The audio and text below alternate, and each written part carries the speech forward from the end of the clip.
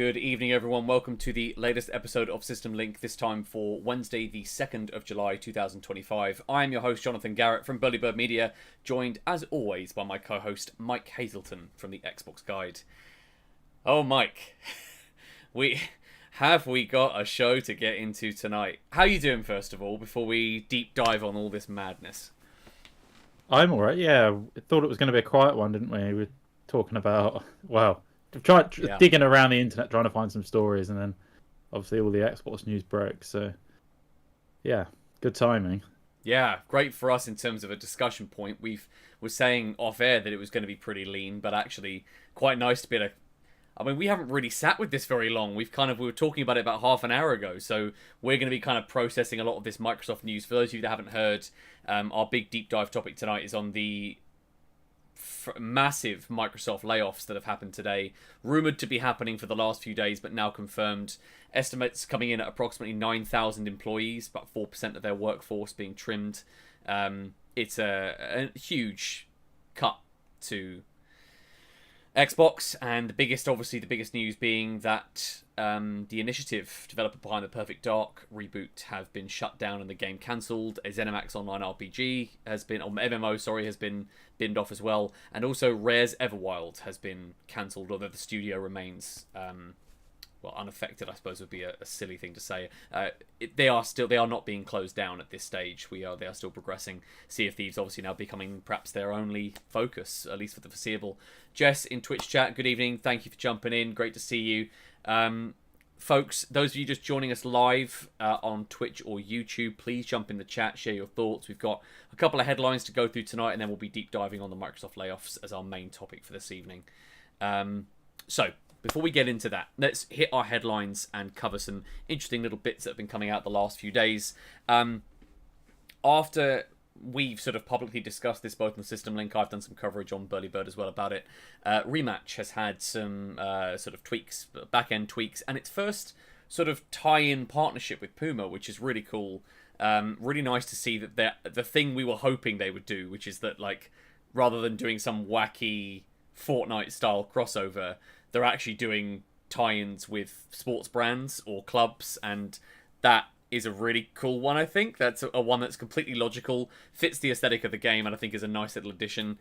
There's obviously a lot they need to do with their server backend. We've seen recently some issues with packet loss and also just general sort of wonkiness around their menus and polish. We know it's Season 0, but there's definitely some work to be done. Thankfully, as we've discussed before as well, that the gameplay, the mechanics is arresting enough and interesting enough to keep us coming back, but there is work to be done, but thankfully they are listening and we have seen some tweaks being made already. What's your take on all this, Mike? Are you sort of encouraged by the brand partnership and the fact that they are listening to the fan base?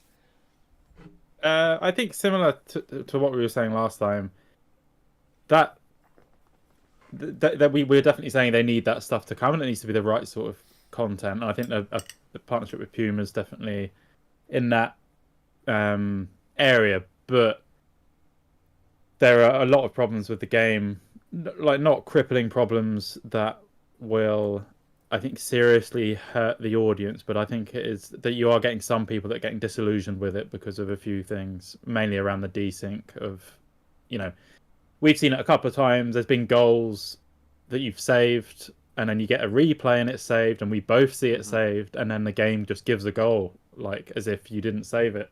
And for us who've I don't know, we played a reasonable amount, but not as much as some people. So we've seen that twice in quite quick succession. It was like session after session we had it happen. And there's a lot of people on the forums and stuff talking about similar things. So they fixed a couple of exploits, which is good and was needed. I think there's some balancing stuff that needs to happen, but most importantly, I would say, is the desync stuff. So obviously it's not the people working on cosmetics that would be fixing issues with the network stability and stuff. So it has to be put into context. But I think it also tends to rile up the community when you're releasing new cosmetics and the game's in a bad state. So I think maybe it would have been sensible to hold off for for a couple of weeks. But Yeah. I don't know what the actual sentiment about the game is, because when you go on forums, everyone's being generally quite negative. So Yeah. presumably it's still doing pretty well. Well, that footage, that incident you mentioned of the goal appearing to be saved and then in fact counted as a, I've shared that. That's actually part of a video that went up on the channel recently. And I agree that there is a certain wonkiness to that timing, sort of announcing sort of a DLC, a paid DLC tie-in when you've obviously got lingering issues. You want, obviously, the game to have ongoing viability. So I do feel the double-edged sword side of that, which is that those things can be revenue generators for them. They need to get those brand deals out there so people can continue supporting the game. But equally, the timing of the messaging perhaps could have been revisited. It's a tricky one. It's a double-edged sword, that, and not an easy answer for developers to strike that balance. When the game is, in a broad sense, being received well, good player count, the sub-service, obviously, but it being on Game Pass gives it a nice boost. But definitely a double-edged sword there. Do you know if the developers have commented on any of the...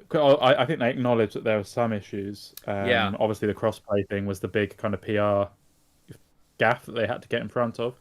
But I don't know. Sometimes you see developers come out and they'll say, "We're sorry, the game's launched in this state. We're not going to release any new content for 3 months or something until the game's in a better place." I haven't seen anything like that. Possibly it's not bad enough, and it's just because we're... Well, yes, I think that's it. We have such high hopes. Yeah, I think like any issues are magnified. Yeah, it's not sort of... It's certainly not unplayable. It's, we have it proportionally running better than not. So I don't know if it's sort of like that level of sort of magnitude in terms of an issue for them to reprioritize timing of other updates or indeed these tie-ins. But it's certainly been enough. We've played it enough to notice. And a game like that is cultivating a community that's going to keep coming back. So that issue isn't going to go away. In fact, it's only going to be magnified over time as more people continue to invest time in it. So, FTW, good evening, just coming into YouTube chat. Thank you so much for jumping in. Folks, for anyone checking out this episode after we've gone live, we stream to YouTube and Twitch every single week on Wednesday at around 9:15 UK time. But you can check out the video on demand version on YouTube as well as an audio version on both Podbean and Spotify. That normally goes up about 24 hours later. So do consider checking that out. But if you want to jump into the chat, join our conversation, then jump in with us live every single Wednesday. We share the details and timings on our Discord and our socials, so please check that out. One other thing just on this before we move on to our next headline, I think where games like this live or die is through transparency from the developers. So much like you alluded to there, where some dev teams would try to hold back on any further additions until certain fundamental issues are addressed. Sometimes it can just be enough for a developer, even in the vaguest terms, to sort of publicly note that they are aware and that they're working on it, without committing to timelines or specific fixes. It's sometimes enough, I think, just to be seen responding, to be heard, and to show that the community that they are in fact going to pay attention to these things. These devs aren't stupid. They're not immune to those Steam reviews and the sentiment on Reddit. So just sometimes it can just be enough to just acknowledge that there is a problem without necessarily having to lay down a roadmap of fixes. So I hope we see that from them. I don't know if that's something I've missed, perhaps I've not called it on their Discord, but it would be nice for them to acknowledge these slight nitpick problems that have kind of started to crop up. Yeah, I think the main thing is you don't want them to think it's fine. Yeah. Or like not enough of an issue that they need to fix it, because we want this to still be being played in 10 years like Rocket League. And it won't be, in my opinion, if they don't sort these issues out. I think it will die in 3 or 4 years, which is good. It's still probably good enough for them, but it could be a phenomenon if they sort the problems out. At the moment, for me, it's not flawless enough to be like a competitive, as in esport style game. I think it's not reliable enough in the way that Rocket League, because Rocket League is physics based as well. It helps a lot. Whereas something like the finals, I think, is polished enough, and they are now dipping a toe in those esports space, which is, it's got enough of a following, and it's mechanically solid enough that it can justify that investment in that area, and they can start pushing that side of the community. So yes, I agree. I think there's definitely work to be done. Just let's see them acknowledge that. Let's see them come out and say that. And I think one great win would be sort of, get that cross-play conversation out of the way. It's coming in Season 1. Give us a date for that. We don't have a specific launch for that yet. Give us a date for that, plant that flag, and make that a priority, because I think then that shifts the community conversation to a positive. Oh, they did listen. They did do the thing they said they were going to do, even though there was a delay. Would have been nice if we'd had that, perhaps a little... Maybe they were worried about impact to sales, but then they had the Game Pass deal to mitigate that if they announced crossplay not being in there too early. FTW, oh, thank you so much for sharing. I really appreciate that. I'd put a little post up in the self-promote channel, but thank you, FTW. I really appreciate you sharing that we are live. Just shout out to Gaming Arcadia and that community. It's a lovely space. So, folks, if you're checking out this episode on demand and you have not dipped a toe into Gaming Arcadia's podcasts or their Discord, please do check it out as well. It's a lovely community over there.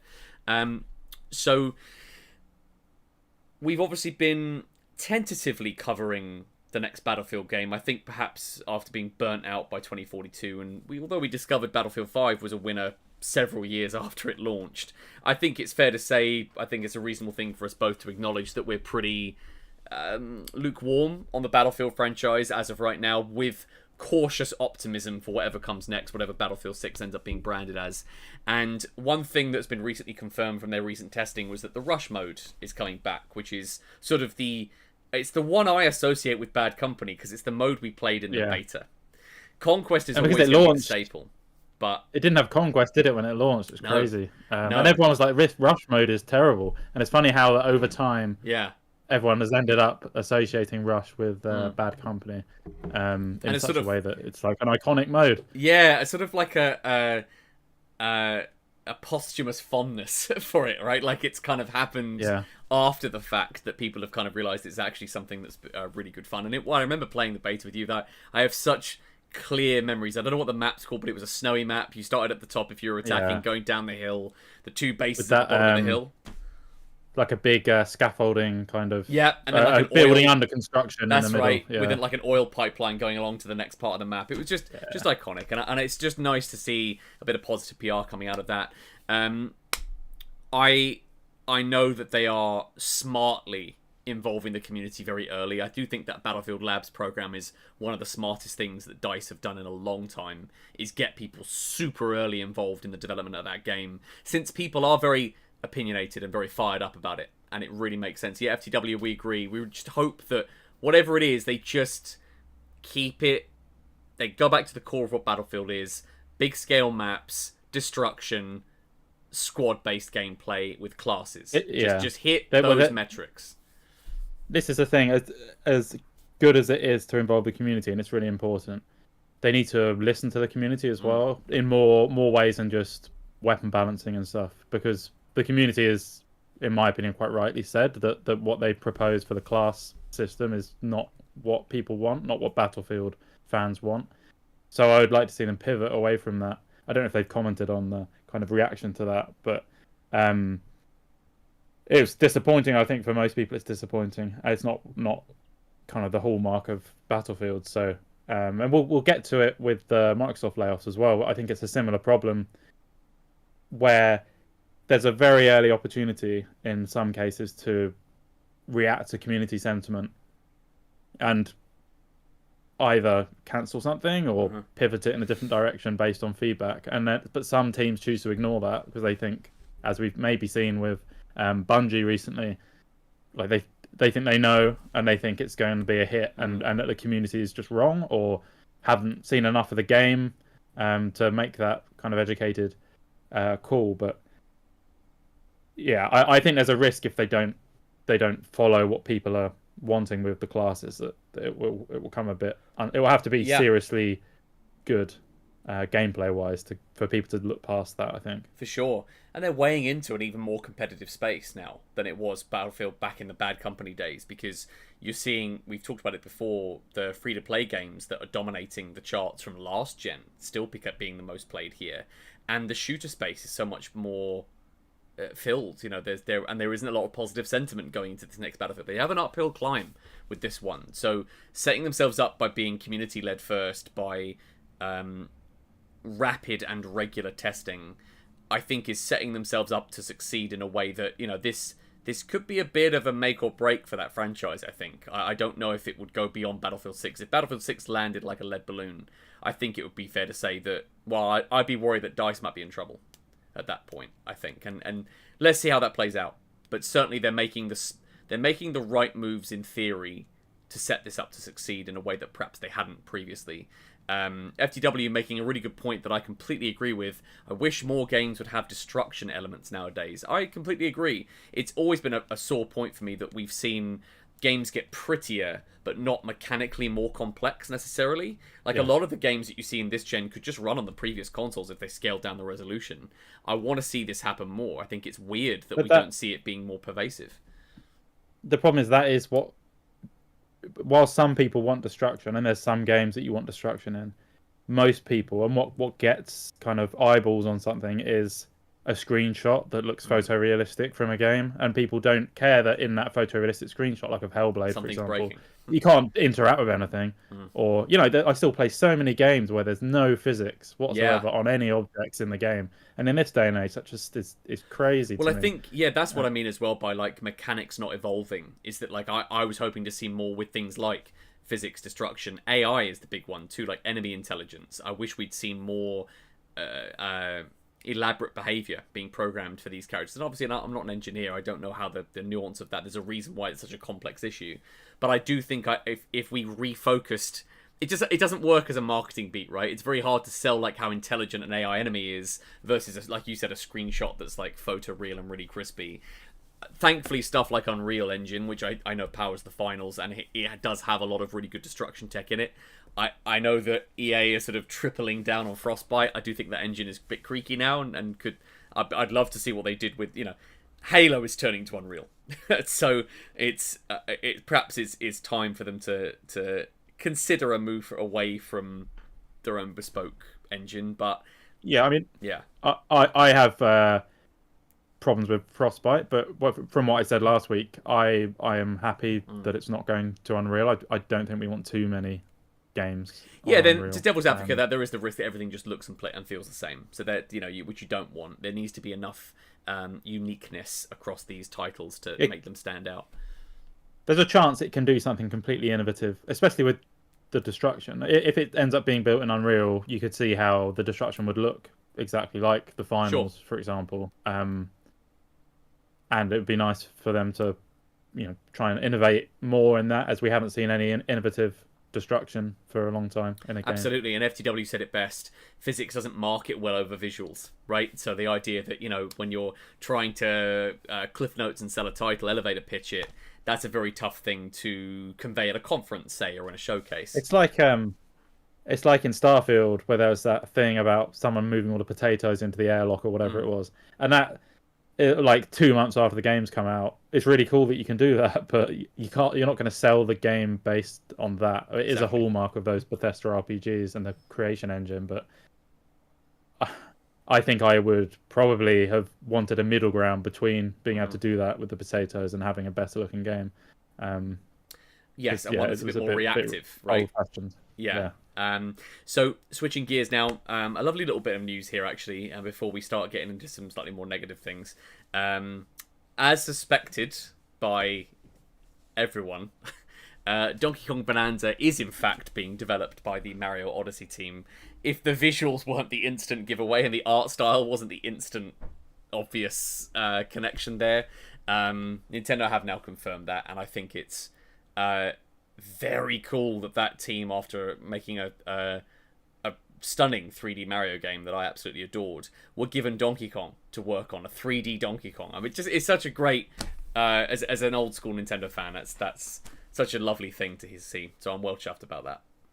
Why do you think they wouldn't have put in a trailer from the team that brought you Mario Odyssey? Well, why have they kept it a bit quiet? Yeah, but there's a trend there. They've always been a bit mysterious about this sort of. They refer to the teams like Nintendo Development Team 1 or something. Like it's all very sort of smoke and mirrors there. They don't have sort of a lot, unless it's teams they've acquired. So like I forget the name of the developer, but they bought the team that had been like a second party developer for them for years when they're making Luigi's Mansion games. It's the developer behind Luigi's Mansion. They own them now, and they've retained their brand identity. Whereas there's a few like the Smash Brothers teams. Yeah, got its own identity, hasn't it? It's weird that there's some that are very kind of vague. I don't know if maybe they all help each other out, and it's a bit, it doesn't kind of make sense to differentiate them like that. But it's definitely a cool piece of news. Do you think that if the movie hadn't launched and done so well, that I mean, I guess the timing doesn't quite line up, but presumably a Mario game would tend to sell better than a Donkey Kong game. Maybe they just feel it's too close to, Donkey Kong's due, but yeah. And it gives them maybe a second marketing beat. So like second year of the Switch, we get a 3D Mario announcement maybe for the following year or something, or they let it breathe for a bit. I know that the Donkey Kong's redesign of the game was definitely influenced by the film. And again, I would imagine the film's reception had then influenced his design. I think it went that way. Film concept first, and then it impacted his look in this new sequel. Coming soon, actually. Coming this month. Bananza's dropping in a few weeks' time. Given the Switch 2 was delayed, it probably would have come out quite close to the Mario movie. Yeah, very easily if it had been on track. Yeah, for sure.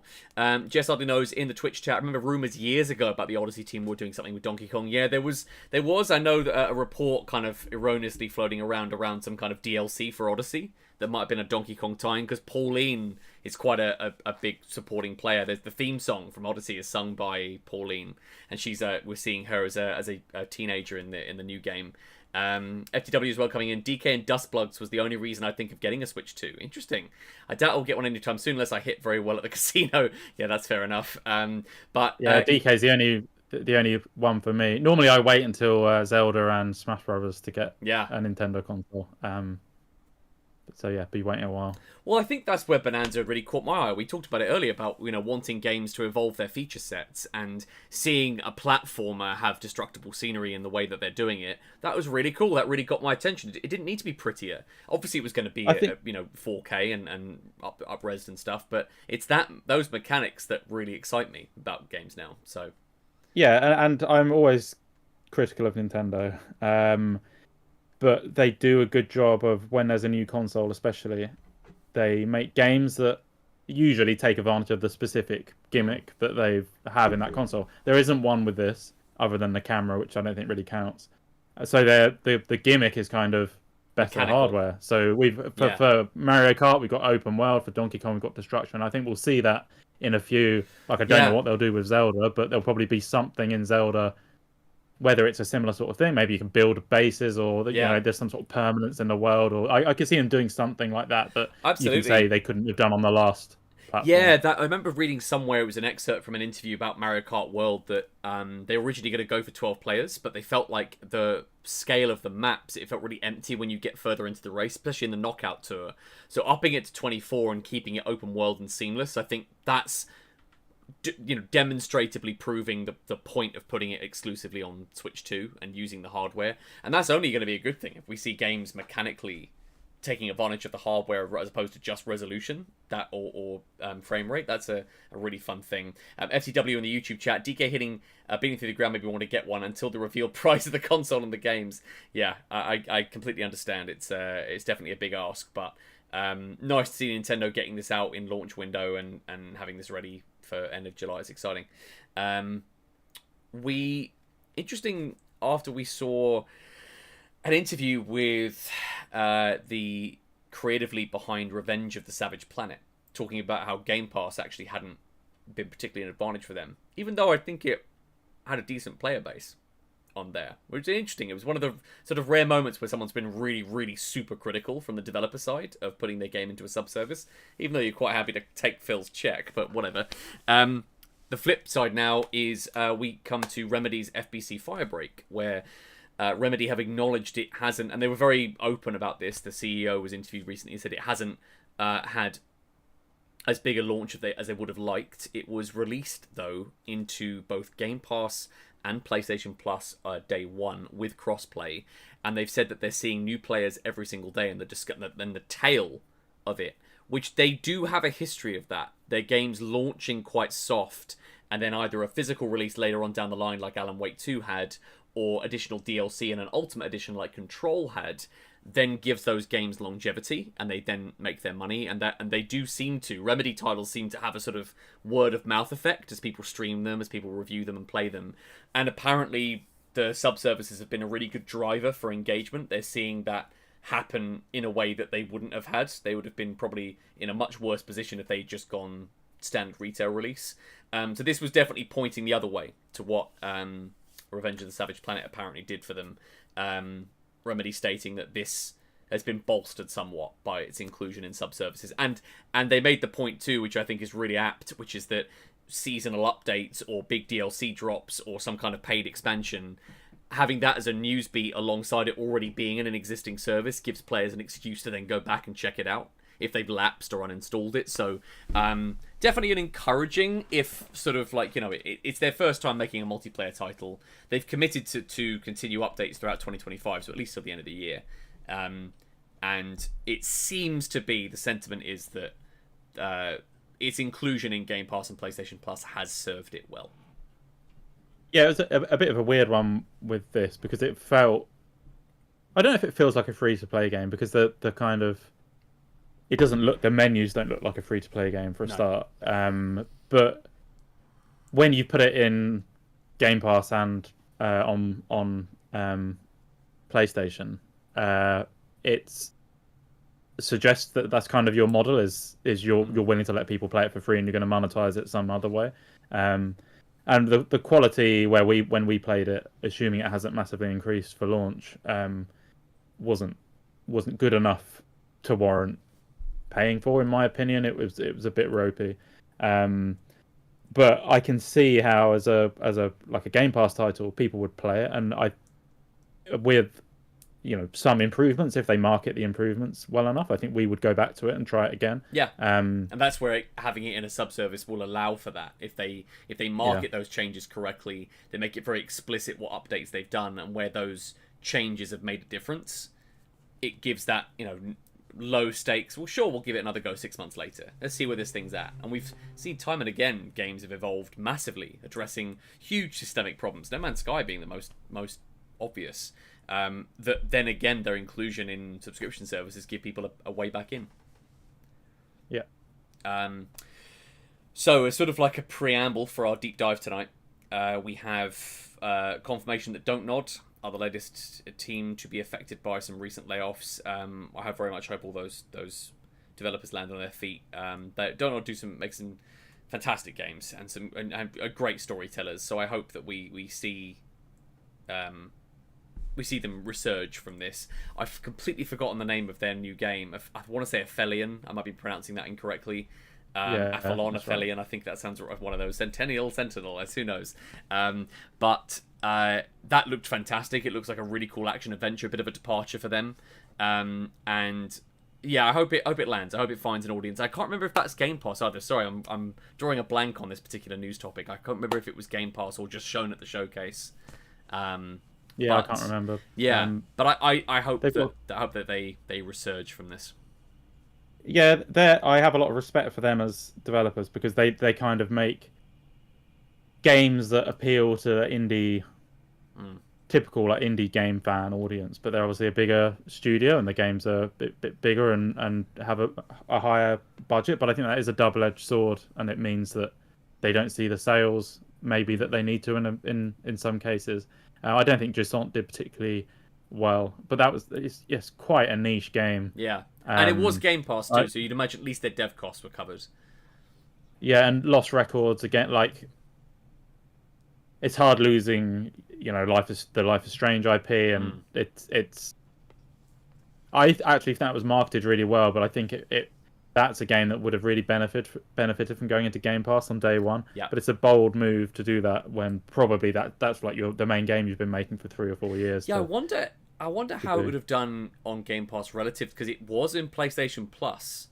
Both parts of Lost and Bloom were in PlayStation Plus on day one, but it wasn't on Game Pass. So I was curious. Oh, really? I wonder, but Jusant was a Game Pass day one, but not on PlayStation. So be curious to see, maybe they were dipping a toe there. There was two very different games, but released with 2 very different deals, and could have been a case of them exploring what was more profitable, what kind of was more sustainable for them in terms of engagement from players downloading it and or whatever the terms of their deal were with the relevant publishers. But they definitely dipped a toe in both there. So again, I'm really curious. I'm going to do a bit of a live fact check on Aphelion and whether that's going to be Game Pass or not. We don't know the numbers laid off, but for a team like that, I think it's sensible. And again, we've talked about this. Just don't overextend yourself. Don't release games that are going to be touch and go if you're going to make your money back. And I think Aphelion looks like it's quite a realistic game to make with a somewhat small studio. Yeah. Probably easier than like Lost Records because it's less cinematic and less. Well, I'm kind of making assumptions here, but less story heavy with loads of voice acting and all that once you kind of got the gameplay down. So layoffs are never good, as we'll get to, but for some teams, I think they really need to stay on top of the bloated. That's bloat, and that should be management mandating that down to keep those projects in a reasonable scope. FTW mentioning in the YouTube chat that it is in fact day one on Game Pass. Thank you for that live fact check. So that's great. That at least has secured that studio in terms of whatever the nature of the deal, whether it's a payment per download, a royalty for time spent, or any kind of like upfront cost covering developer cost. There's a few different models we've seen. Whatever the nature of their deal is, it's nice to know that is going to at least find an audience on Xbox somewhere through Game Pass. So, Mike, let's get to the deep dive. We have coming in hot with this one. Just to reiterate from the top of the show, Microsoft have today announced sweeping layoffs across multiple of divisions of their Xbox studios. The Initiative, who are developing the Perfect Dark reboot, have been completely shut down and the game cancelled. Rare's Everwild has also been cancelled, although the studio still remains, currently supporting with Sea of Thieves following the PS5 launch. And ZeniMax's unannounced MMO was also cancelled. Not sure what you'd assume it might have been Elder Scrolls related, but that wasn't confirmed. This has all been verified from an email released that was sent from Matt Booty, head of Xbox Studios, as reported by James Corden on James Corden. He's a late night host. Jez Corden on Windows Central. So this is not a case of which is what I saw earlier today. Andy Robinson at Video Games Chronicle sort of just citing sources. It was all very vague. Sources are reliable sources of information. It was very sort of non-committal. But the Windows Central report, and now obviously it's broken everywhere else, that this has happened. A pretty damning and shit day for Xbox. And wasn't quite sure on how I felt about Phil's statement about it. Sort of, the Xbox brand being stronger than ever, but we're laying off 9,000 people. A bit tone deaf. Rumors of him stepping down at the start of next gen were quickly shut down by Windows Central as well. So I that's inevitably that will happen. His retirement will happen, but it's not happening on the timeline that people were reporting. I think that was just knee-jerk clickbait. But here we are, Mike. So I thought to kind of organise how we feel about this, because again, we're both sort of still processing this, and we're still sort of CO2 Tony in the chat. Emulation beats any consoles up. Nice. So I thought we could go through a thing at a time and kind of just break it down. I don't have a particular investment in ZeniMax's output and the MMO. I'm sure that will be quite disappointing, but unusual given that it was unannounced. They mentioned other unannounced projects, but this one was cited with more specificity. Yeah, better to cancel something you haven't announced, for sure, than something that you've shown, like Perfect Dark, shown extensively, kind of, and that people are looking forward to.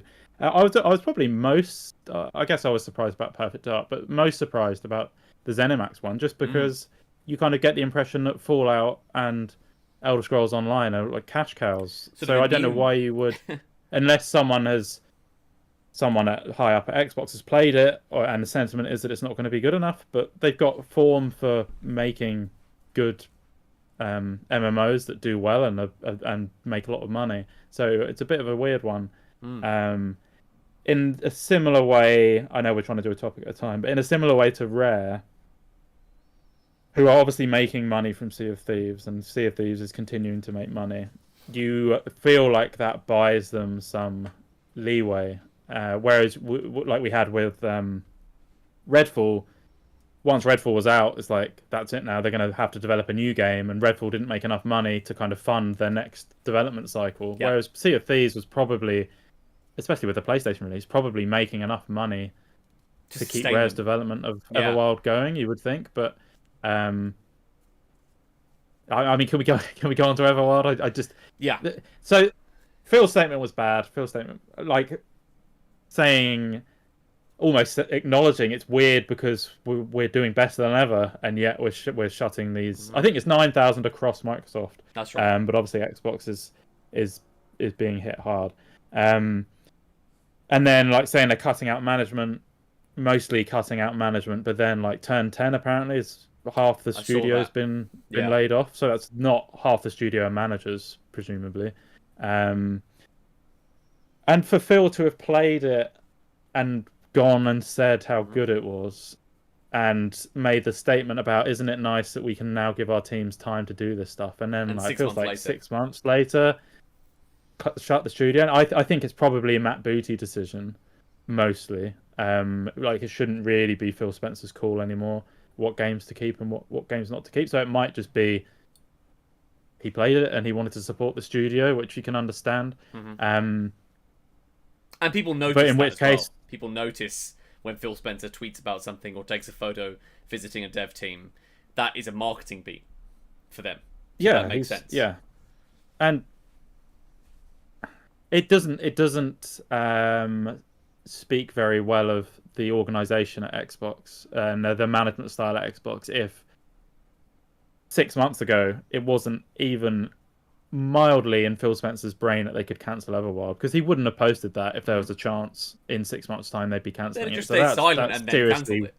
Yeah, exactly. That's because everyone was like, "This game's never going to come out," until he posted that and said, "It's great. I'm looking forward to it." Whereas check the tapes. I did say that it was not even with that confirmation. This was the one that was the least surprising to me from all of this, is that Everwild has been cancelled, and I'm glad that Rare has survived this.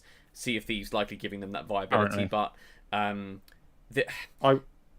would be scared. Confident. I would be. I will say that I'm a full believer in the way that they have structured a lot of their teams to be multi-team studios. So like Obsidian is the opposite end of this equation, and certainly teams like the Coalition and Halo Studios, they have now been structured in a way that they can support multiple projects and would essentially protect themselves from this. Playground games, yes. Turn 10, maybe not, because they were exclusively Forza, and Playground are working on, you'd assume, Horizon and Fable. So it's a tricky one where you then you look at stuff like the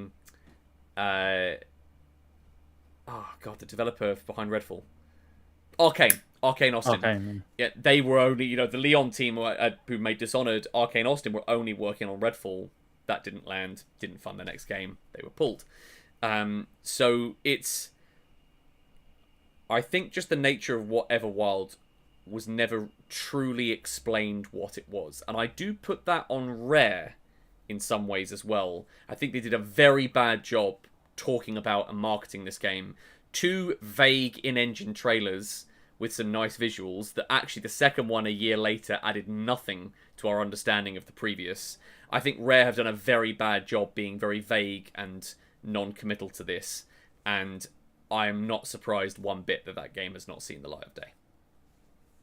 Yeah, like I think if you're a studio of their size, that and history has essentially only been making cosmetics for Sea of Thieves for the last and the seasonal updates, which there's some stuff involved, but it's not like, I don't know how big Rare is, 200, 300 people making cosmetics for Sea of Thieves for like 10 years. You would hope maybe they had another team working on something, and they've not all been working on Everwild and Sea of Thieves for all this time. But I agree with what you're saying. They shouldn't have shown it when they didn't know what it was. That was part of that is PR, because they shouldn't have come out and said we don't know what this game is. That was just ridiculous. Yes, but also part of that's on Microsoft for that year of that where they had just announced everything so early and they just didn't have anything to show. It's why State of Decay 3 shouldn't have been shown then. Perfect Dark shouldn't have been teased then either. We'll get to that in a minute. Yeah, there were probably 2 or 3 good opportunities to cancel Everwild before this, and one of them was probably like 5 years ago. So it's and I don't think realistically you would ever get a team that wants to cancel their own game. No. Because that's just weird. That probably doesn't speak very highly of the team if they don't have confidence that they'll be able to turn it around. But I've worked on stuff before where, like, in the back of your mind, you're like, this is not great, but I have to see it through, because if I cancel it, like the last 6 months I've been working on have been you've been a waste. Let's address that then. A team with Rare's pedigree that in 8 years couldn't show a vertical slice of gameplay. That's a huge red flag to me in terms of like what that management looks like, and how much of that is poor oversight on Xbox's part, how much of that is the fact that the Rare team that exists now is a shadow of its former self, with those key players now no longer part of the studio. It's a pretty piss poor showing, no more so than the initiative. Like, Perfect Dark being cancelled was very disappointing for me because I was very attached to that game. But the initiative, where we saw so many high-profile developers come and go from it. There was I forget his name, but the developer from Insomniac, who's now gone back to Insomniac.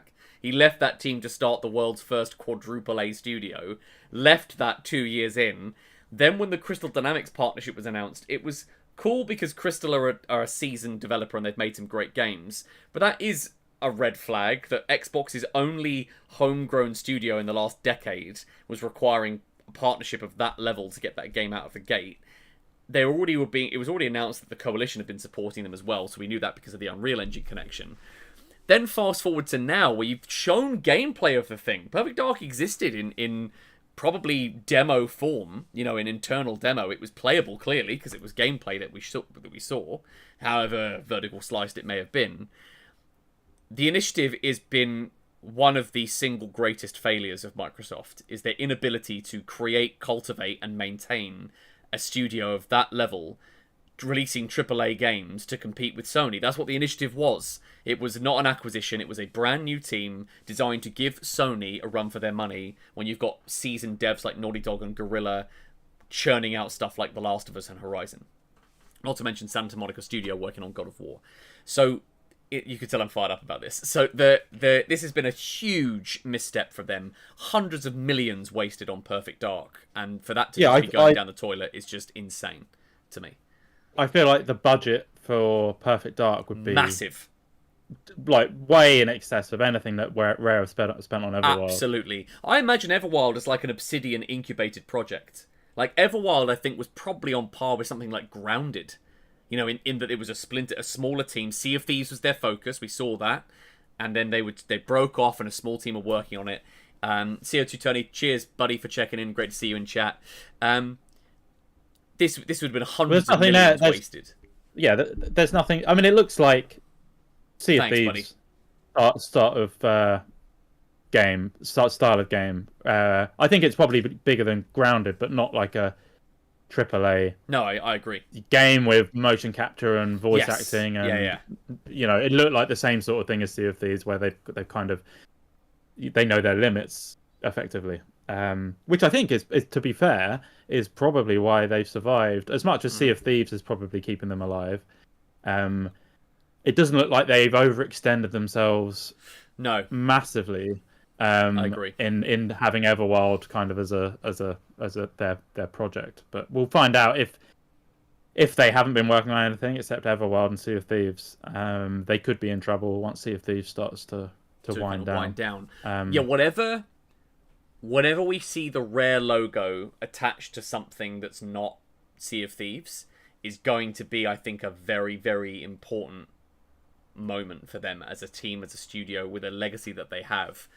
I just like Rare Replay, in my opinion, Rare Replay kept them alive. Yep. Whenever that came out, because they had nothing, and the games they'd released had done badly.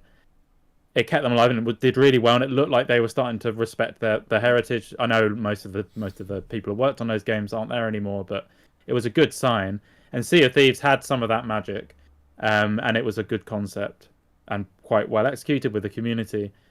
So for me, it's risky to try and do another Sea of Thieves game as your next project when probably all eyes are on you with Everwild being cancelled. I would look at the back catalogue and do a remake. Just get something that sells. Do something that's quite cheap to release. And we've talked about doing a remake of Banjo-Kazooie or something. Even in partnership with Toys for Bob or something. Look, to give yourself a bit of security. That is it right there. If I'm Matt Booty, I'm going to whoever now runs Rare, because none of them are there anymore, and saying, shit out a Banjo remaster, please. Give us an easy PR win for Game Pass, secure some viability for yourself while you're continuing to develop Sea of Thieves, and then have a small team incubate something new that has nothing to do with whatever Wild was, and make us a new IP. That is how you handle Rare. That is how you give them agency to make something new, support to allow them to continue developing the title that's already landed, and to leverage their back catalogue by having something relatively low stakes. Outsource it. Give it to Blue Point. Give it to Toys for Bob, who have proven history working with established franchises. Although Blue Point, I think I might have just misspoken there, because I think Sony might own them now. I'm not sure. But yes, give them to a team that know that they could leverage their expertise to get something out of the gate. Yeah, we've talked about, and everyone talks about it with Redfall. Like, it's not a good way to do things to say to a team, you need to make a multiplayer game, or you need to have live service stuff in your game. But if you're talking about going to a studio and say, this game's not good enough, we're saying you have to cancel it, then you should be able to say, if you want to make something completely new and original, first of all, you need to make something that you can release cheaply and easily that will make money to fund that. If that's where Microsoft are at, where they can't just throw money at big projects, because the initiative aren't making any money. Like every day the initiative was open is costing Microsoft with nothing coming in. And hundreds of devs working there, right? It was not a small studio. They'd scaled right up to a AAA sized team, and this mandate must be coming from Microsoft up top. They've bought Activision. We said, well, look, we're gonna give you the resources to buy the biggest third-party publisher on the planet. Now start trimming back and making some money back for us, please. And I think it is as cut and dry as that, because why else would you get rid of Tango Gameworks, which I know now have resurged themselves, that Krafton have bought them and they're all good, but why else would you cut out a team like that that's making arguably the kinds of games that give your brand the quality that Rare was once associated with? That, the kind of legacy and quality that you need to make your brand sustainable. The initiative one, like you said, it's surprising, and it is initially surprising, but when you think about it, say Perfect Dark isn't coming out next year, which I don't think we know. If it was another 18 months of development time, costing however much that is, again at zero return until they get to the point of release, and then it's going on to Game Pass, where you're not actually getting any revenue in. Yeah. They probably forecast it, and they've worked out that it might do a certain bump in Game Pass subscribers, but unless they're going to release it on PS5, that they're not going to make a lot of money, a lot of revenue coming in to pay for that studio. And also, it's probably not going to be monetized in the way that it was single player or something is monetized. It was single player. It was confirmed. It was confirmed to not be multiplayer. Which, when you're using that IP, at the very least, put in a split screen competitive multiplayer. At least. Yeah. So I didn't like Perfect Dark when they showed it. Because it doesn't look like Perfect Dark to me. It looks like, I don't know, first-person Hitman or something. I wanted it to be like the N64 Perfect Dark, where it's like a co-op.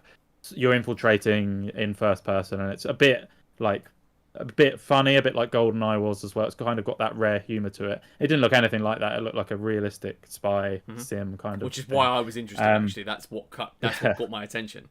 For sure. But no, I think we should be really skeptical of any Microsoft games that are single player only. Yep.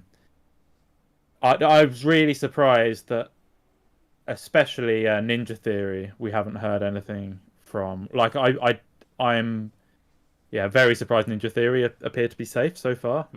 Because Hellblade was received quite badly.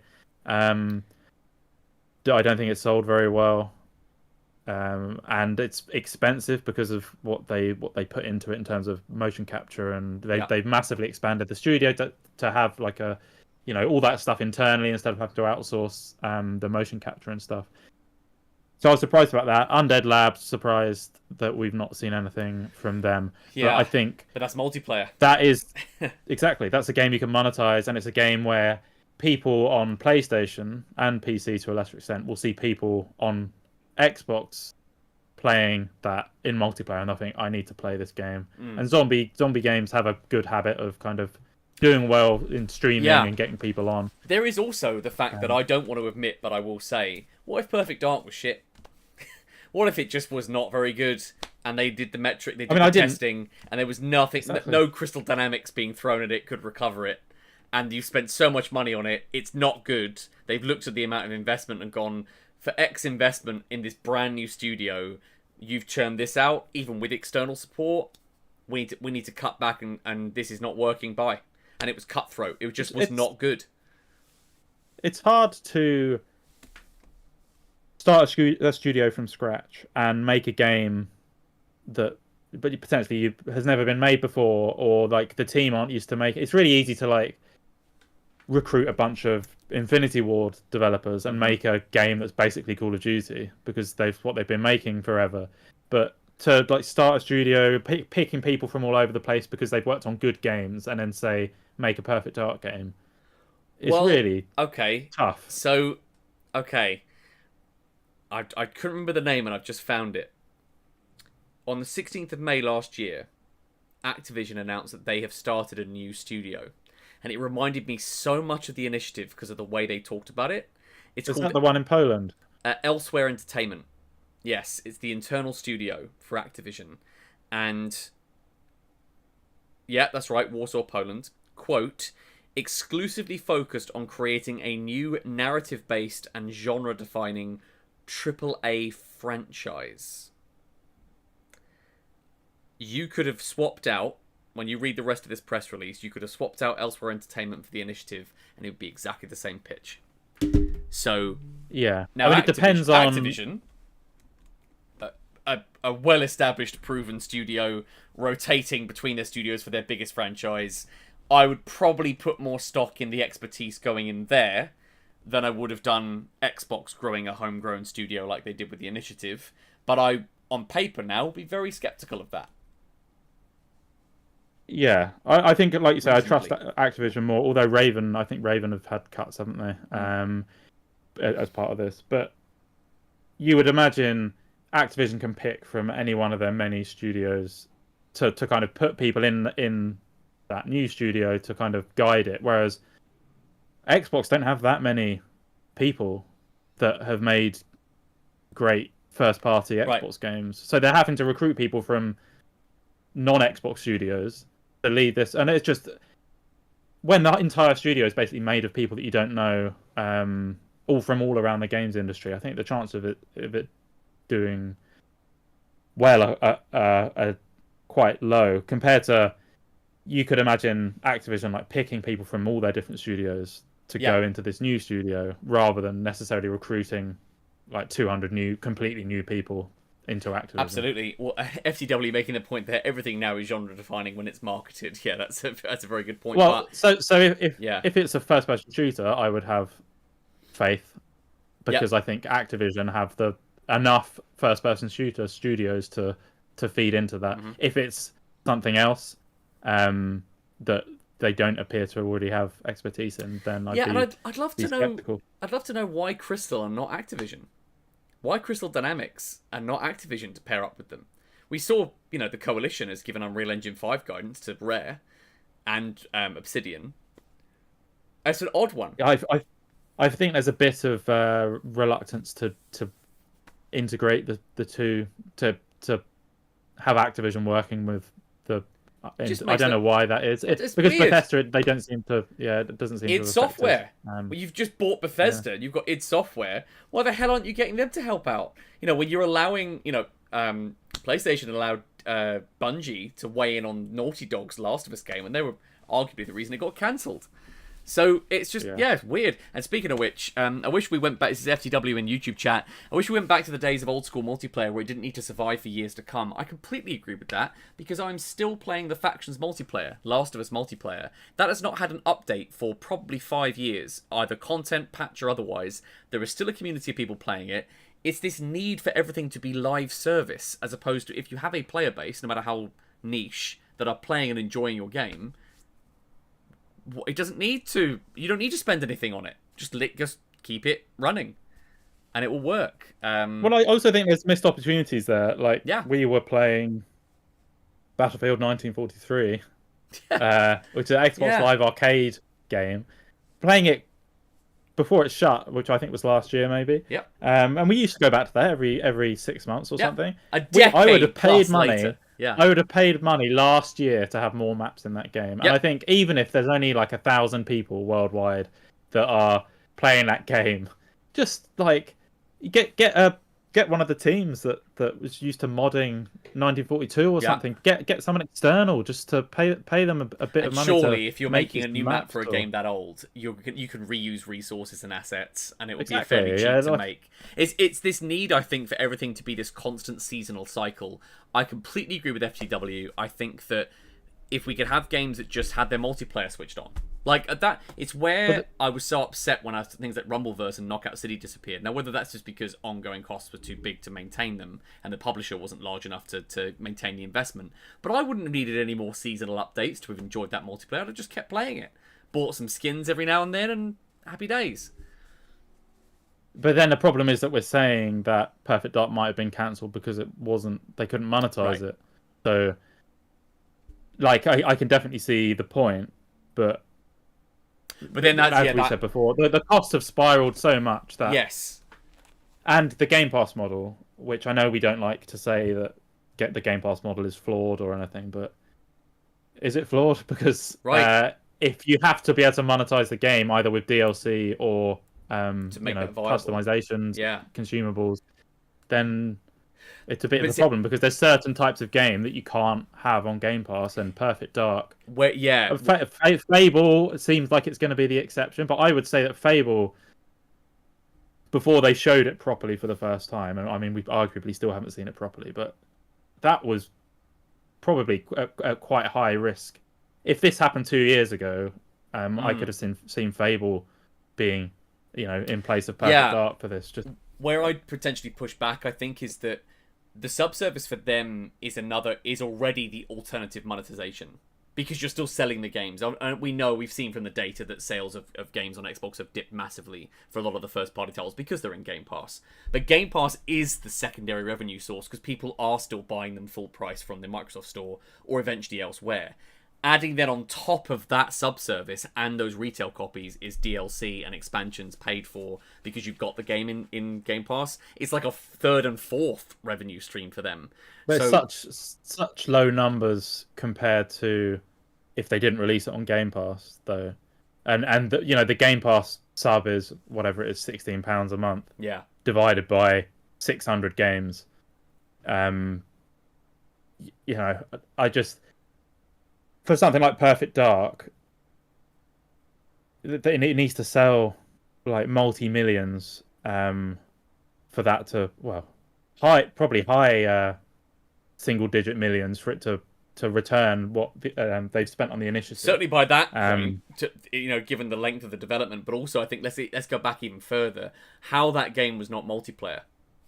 That's a huge design flaw. That would have encouraged that ongoing access for people. They would have kept coming back to it when there was inevitable updates for it. Completely missed opportunity. And like I said, no wonder it ended up sort of going down the can. That one was still surprising to me, though. I thought that would be a kind of some cost thing where they'd still just release it, even if it ended up being a much shorter experience or it was kind of a swimming in sevens. I was expecting that game to still come out. That's where this was surprising. This feels like, with Rare and Everwild, I wasn't surprised that got cancelled, much like I wasn't surprised ultimately that Redfall, that studio, was shut down after the release of that game. But I feel the same way about the Initiative and Perfect Dark as I did about Tango Gameworks and Hi-Fi Rush. I think that's a really strange decision given what that studio there had offered and what the potential of what this could be. It does seem like a very, very cutthroat move. Whether or not it was therefore, like you said, they've done the projections, they've seen it's not sustainable, and that the game itself was just simply not up to par. After all that internal struggle and management change, there might have just been a shit product at the end of it that would have done more harm than good. to get it out there. Yeah, Tango for me, Tango is different because they just released like a Game of the Year contender to then shut a team down. And as with Phil doing this stuff, they were saying, like Matt Booty, I think, was saying, it's so good, what a great game you've released. Then like months later, they shut the studio or tried to. Forza, I think, makes 1010. They haven't made a Forza game that can compete with Gran Turismo for quite a while now. So I think probably with Rare, and I mean probably with your initiative, but 1010 I could see. I think they're bloated. I think they need to slim the studio right down and focus on making a good and great racing game again. Yeah, they've probably also taken notice of the fact that Forza Horizon 5 from Playground, when it landed on PlayStation, was #1 on the PlayStation Store. So Horizon as a brand right now for Forza of those two games is soaring. And I really don't see the point of putting Forza Motorsport over there because it is just it would be pointless. But Horizon is different enough to compete, I think. So that was ultimately, I think, a very smart decision for them. This is where potentially, though, with Perfect Dark, given that is historically a Nintendo franchise, when they owned Rare, that we could have seen Perfect Dark a year after its Xbox launch do what we're expecting, which is it comes to PS5 at full price. And if it had multiplayer, that would have then been the way to recoup a lot of that investment cost. But I do feel like it was a case of too much has been spent, we had too little to show, and there's been too much strife to justify getting this thing out. Perfect Dark, you have to assume the game isn't good enough. Yeah. Because of the PlayStation, like you say, the PlayStation factor. It would surely have come out on PlayStation within at least at 60, after a year. At 60, 6 months to a year later, they would have had the Game Pass initial surge of people going into that, keeping their subscriber base happy, and then they'd have recouped some cost later on with whatever addition or extra DLC they wanted to package with it. Yeah. But how many like system selling single player only first person shooters are there? Like there's just not something that you really see anymore. The multiplayer is what gets people in, and generally multiplayer FPSs aren't exclusive anymore. Yeah, because it's other than like Halo. So it's similar to Everwild. It was a bad decision almost at the start, or at least when they started to track it back. A few months in, and they had something playable. They should have pivoted. And whoever said we need to focus on single player, it's just. I don't know if it's when Phil Spencer was saying that stuff about single player games, because he went on a bit of a thing for a couple of years talking about single player games, and how Game Pass was like a safe way to release single player games because you had like guaranteed return and you weren't relying on live service to keep your game going. But from what people have been saying, Game Pass or Microsoft are paying a lot less for the Game Pass deals now than they were before, and I think it's making things harder for third parties, as well as I think it's making things harder for first party as well, because they need to monetize it somehow. It's interesting, isn't it? Because with stuff like Pentiment and Grounded and South of Midnight, I think that Phil's logic from before has been supported by those games. Those games have found an audience. They've been able to come out with it without the pressure of them being multi-system sellers. But no, everything I just said there, Pentiment, Grounded, and South of Midnight, all new IP. There was no legacy there. These were from teams that they'd acquired, not set up initially themselves. They were acquisitions and new IP from teams that had splintered off to work on them. Perfect Dark had a huge legacy, massive expectations, being developed by this super expensive new studio, and it was going to be single player only. When historically this franchise had been multiplayer, it has been mismanaged from the start, both the studio and the project itself, necessitating the Crystal Dynamics deal to get them in to somehow make that playable. Just a complete shit show. And actually, when you look at it like that, on a more just top-level, cutthroat way, I completely understand why Matt Booty has now got rid of them. I do. But it's ultimately... It's a huge failure. Maybe the right decision, but it would have been the right decision 5 years ago. 5 years back. Why are you pumping this much? Was it that there was enough hope that with just throwing enough money at it, which again in itself is another form of bad management, just sort of dumping a bunch of funding their way, that it would have somehow coalesced and come together at the end? Is that, are we assuming, therefore, that it was just sort of wing and a prayer that if we keep funding this thing, that eventually a decent game will come out of it? Yeah, and I think the thing with Pentiment and Grounded, obviously they went to PlayStation, and I think there's such cheap games to make and cheap games to port. So once they'd come out on Xbox, it was easy for them to just look at it and say, "We'll spend whatever $100,000 porting this to PlayStation, and then we'll basically guaranteed to get that back in people buying it." So it's just pure profit. The problem, I think they will really struggle to justify things like Fable on Game Pass. The amount of money that Fable will have cost to make, and Perfect Dark, Halo, Gears of War. Decay. But it's not true. It's not the same sort of expense as as like 343 or the Coalition or the Initiative or like Bethesda's own RPG studio, without them being multi-platform games. This is why we are where we are, is because those games can't exist on Game Pass alone. It's just not sustainable for what they cost to make. Yeah, I think it would have been sustainable if the Game Pass growth had carried on as Phil wanted it to. Sure. Whenever he was talking about the projections that they had, what they wanted to get this to. new strategy is a symptom of that, I think, isn't it? Is that, okay, well, the console base is plateauing and the Game Pass subs aren't being adopted quick enough, so let's make everything an Xbox. Let's use that as a marketing beat and get our stuff on everything, so that then there's multiple different ways for people to buy into that ecosystem. We talked about revenue streams earlier. Having cloud, having the option of a handheld, having a dedicated console, all of those things are ways to buy in through the sub, through purchases, or through like special editions or whatever, or ports to other platforms. So they've got now multiple revenue streams beyond just the subscription service as the only way to continue making that service viable. I think this is the way they've had to go. Yeah, I mean, I just want to finish on saying that for me, it's I don't really think you can blame the studios for, like, I get what you're saying about it being the right decision. Yeah. But when your whole thing has been, we give teams time to make the game they want to make, and then you come in and do this, like that's did. The problem. They did give them the time and the money to do that, and then pulled the plug.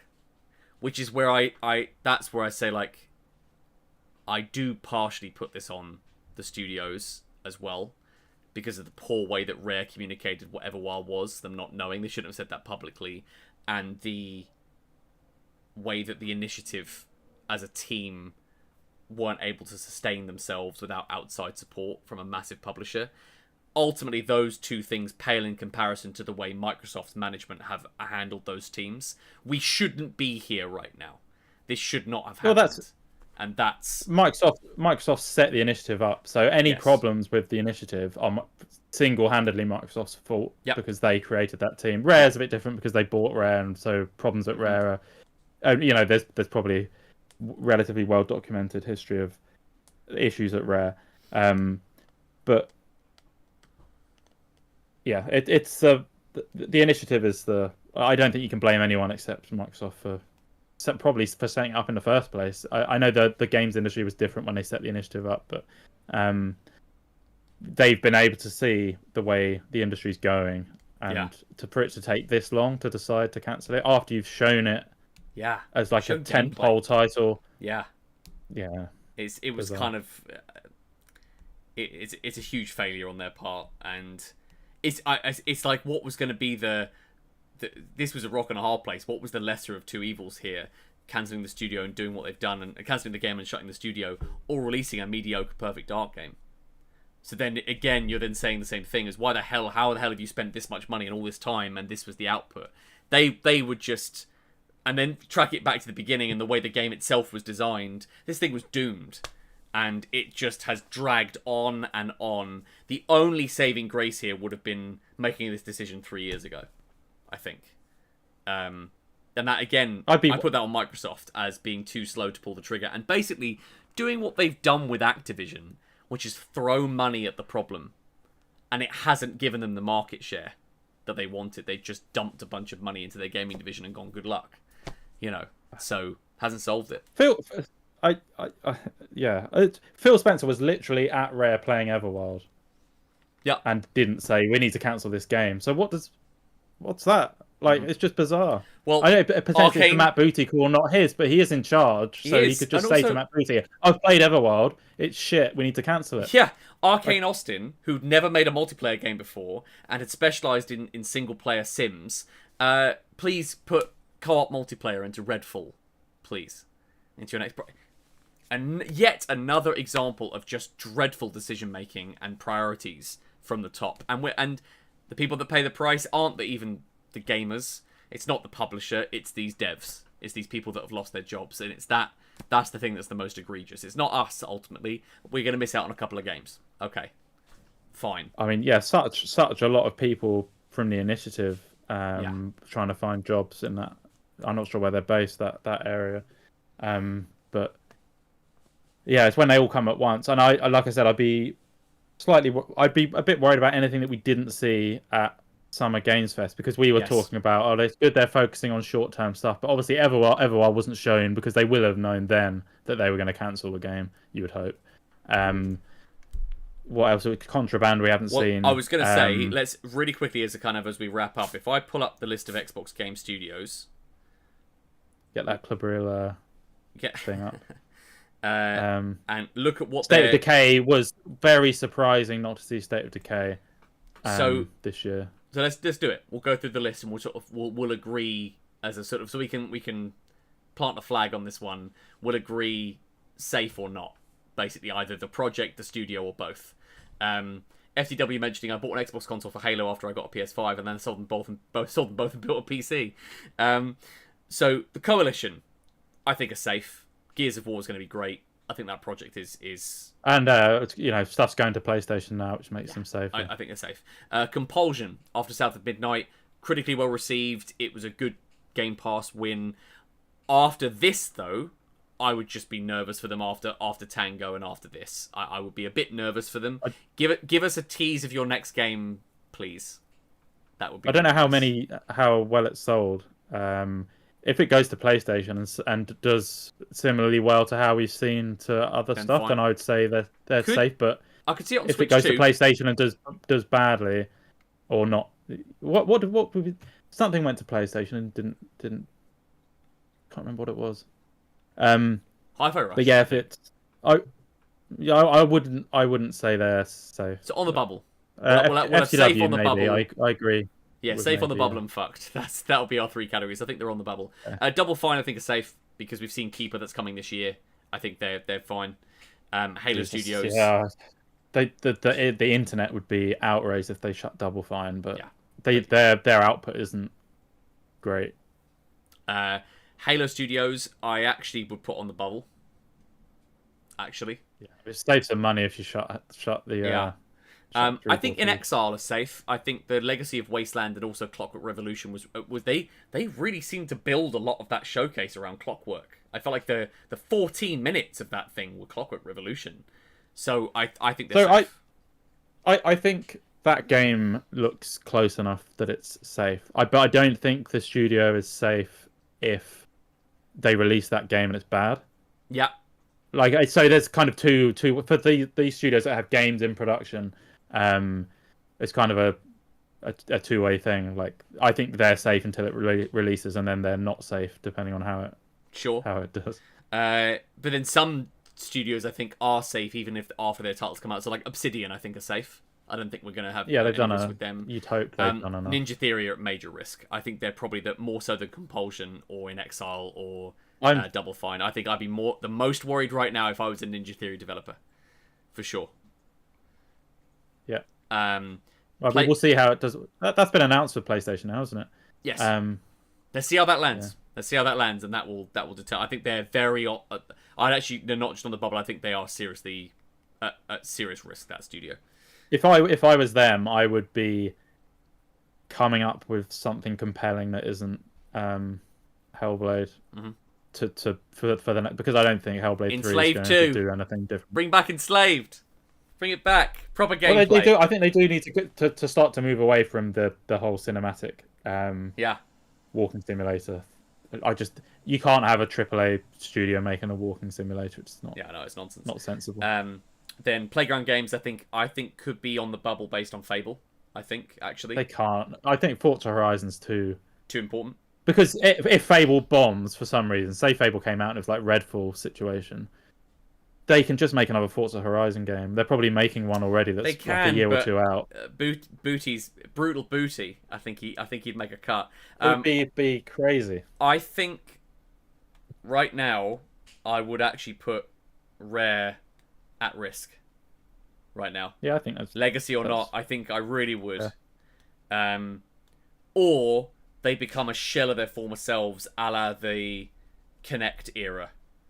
I think they become a Sea of Thieves skin studio. And I don't think Sea of Thieves has got enough legs left to sustain them. Yeah. I would be worried about how long they've got left on Sea of Thieves. I mean, hopefully the level of the cuts, I'm sure, will leak out in the next few days, and we've already heard about Turn 10, how extensive that is. If the rare cuts are like 50%, then that is probably what's happened. Is they've just been turned into a Sea of Thieves. Paired back into Sea of Thieves. FTW in chat agreeing. I think we're pretty much all on the same page here.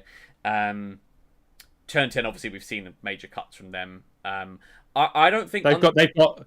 So Turn 10 for me have got one more Forza game. Yeah. If that comes out and is similar to the last one. I mean, if their team is small enough, they can probably release a mediocre Forza game and be safe. And get away with it. But it would have to be... I think that's the issue, is they're probably like multiple hundreds of people making hundreds of meticulously designed cars, and the game's not good enough to justify that. They need to scale back and focus on the gameplay. No, I think that's fair. I actually think Undead Labs would be like sort of number 3 on my... I'd be worried for them. Yeah. I think I could see State of Decay 3 disappearing. Don't forget, we have not seen actual gameplay of that game yet either. And we saw gameplay of Perfect Dark.